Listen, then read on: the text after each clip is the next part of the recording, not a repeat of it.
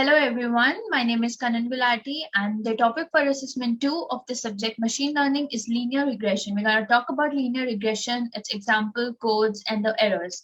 So let's start. So what is linear regression? Linear regression is an algorithm which is used to predict, visualize a relationship between two different features. In linear regression task, there are two kinds of variables which are being examined. So the first one is the dependent and the second is independent variable. In the independent variable, the variable that stands by itself and not impacted by the other variable. So as the independent variable is adjusted, the levels of the dependent variable will fluctuate. So next is the dependent variable. In this, the variable that is being studied and it is what the regression model solves. So in linear regression task, every observation is comprised of both the dependent variable values and the independent variable value. So next thing which we're going to discuss is about the types of linear regression. So the first one is simple linear regression and the second one is multiple linear regression. Simple linear regression is the way to find the relationship between a single independent variable which is input and a corresponding dependent variable which is the output. And this can be expressed in a form of a straight line.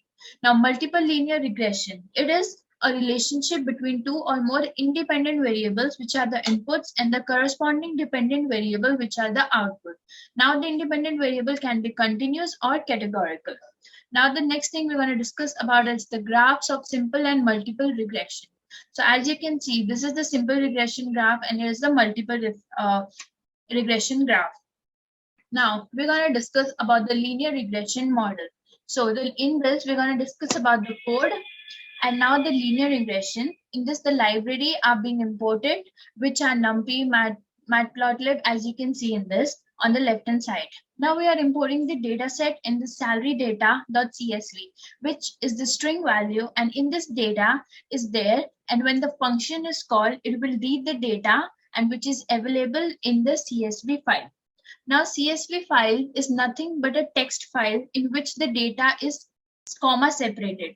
So like as you can see in this structure, for example, in this the year experience and the salary, there is a comma between them and this is the heading of the column and it is the first row of the data where 1.1 year is there and salary is 39,000 and 1.3 and then the 45,000 and it has 30 data points.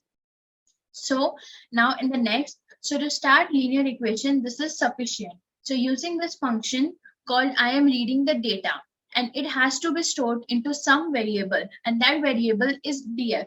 So in the data frame, the data is stored and then this data frame is printed and all the data in which is inside it is printed. Now there's a property of data set and one of the property is shape. So exactly what it does, that it tells the number of rows and the columns. So as you can see that if I've typed df.shape and it shows 30, which is basically the number of rows and the two other columns. Now after data collection, there is a data analysis. So in this visualization, there is a scatter plot and in this each dot shows here basically the record of the data. So of 1.1 and 39,000 is added. So through data visualization, we can manage it and here linear equation is used and more way through it is used. And now coming back to this SNS is the short form which has been used in the code which is written over there.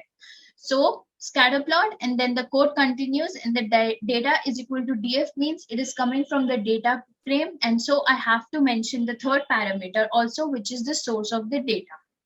Now we have created a linear regression model in which X is independent variable, as you can see, and it has years of experience, and Y is dependent variable, which has salary. So in machine learning, what we do is we make a separate variable X and put all the independent variables. So here it's written X is equal to df years here. So it's written X is equal to df years of the years of experience value and to write the right dot value is important in this, otherwise it will give data which is not right. And now if to change the context of X, so we will print the X. So these are the record of all the years of experience, first, second year and so on. Now, NumPy and dimensional array is something which represent data structure of array in which we can create in dimensional array, as you can see it on the right side. Now, in x dot shape, it is telling us that, as you can see in this, x is equal to x dot reshape 31, and then the next is x dot shape. So it is telling us that there are only 30 values, and then the number of dimension is 2. Now there is a splitting data set into training set and test set.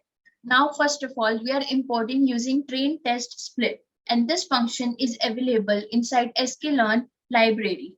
So then from there it has one more package which is model selection, and in that function is available. Now we have imported the function, and next step is that we are importing the function and the parameter passed to it, and it is independent variable, and the second is dependent, and the third is the test size. So usually what happens is that 70 to 80% is in the train data set, and remaining 30 to 20% is in the test data set. So this is beyond this part of the code, but it is important in this, which is done representing through third variable. So since we have 30 rows, and if we take 80% of the 30 for the train, and then there would be 24 rows in years and salary, and remaining 6 values will be in test. And apart from these variable, there is one more which is random state, and it can be given with any integer value. And when we execute the variable, the order is also important. And in this X test, there are 7 rows, and in the Y test, it contains the corresponding salary of the X. So as you can see in this, on the right side, which is giving the X test, where are the rows in the array which is given over there. So the next is importing the record library and made a variable of linear regression. And now we are training the model. So we will train the model, and then we'll fit it into the model.fit function, which is executed. And what happens is it changes the values of M and C continuously, so that finally it will have list errors. Now this is all about the errors which we are talking. And the next step is to do the prediction. And for that, we will use model.predict function. So we will pass X test to the model.predict function, and then this will do the prediction, and it will be stored in Y prediction variable. So how is that happening? Like, is there magic or something? Well, the equation which is there is Y is equal to mx plus c. So where m is the slope and c is the end. So in case of Python, it can be accessed during this attribute. So now in the right hand side, there is given model.coefficient underscore, which will give you the coefficient value. And now in Python, there is no need to calculate everything manually. So there is sklearn.matrix, and from that we are gonna import every function. And to do this function, we're gonna pass the Y test and the Y prediction. And in Y test, there were actual salaries, and in the Y prediction, there were predicted ones.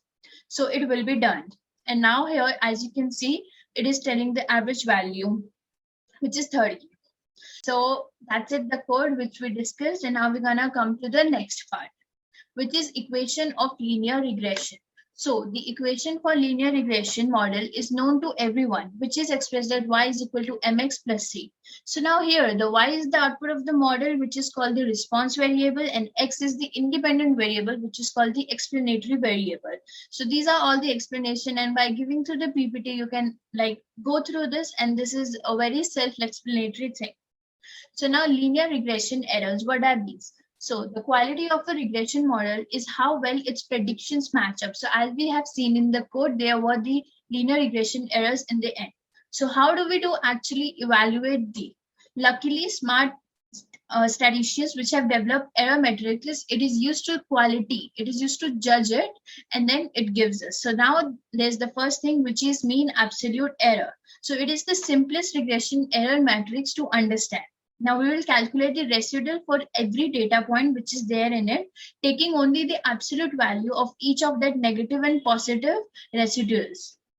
And now when we take the average of all these residuals, effectively MAE describes the typical magnitude of the residuals. The next one is the mean square error, MSE, which is just the same like MAE, but it squares the difference between the summing.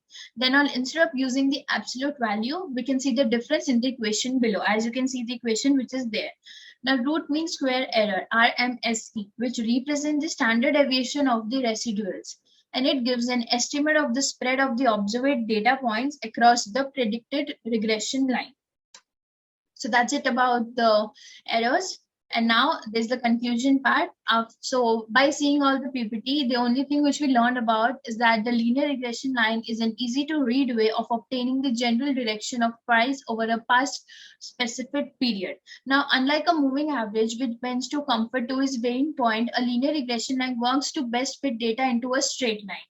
Now the straight lines will be more dependent on the period of the time frame considered, which is there in this. So it is like quite rare that there will be wide disparitions in the general graduation of the moving average, like for example 50 and 100 periods. So there can be, however, a big difference between the 50 period linear regression line and the 100 period regression line.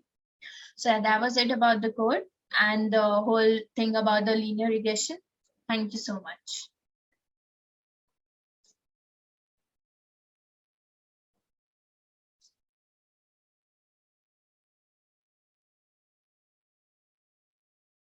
Kirti.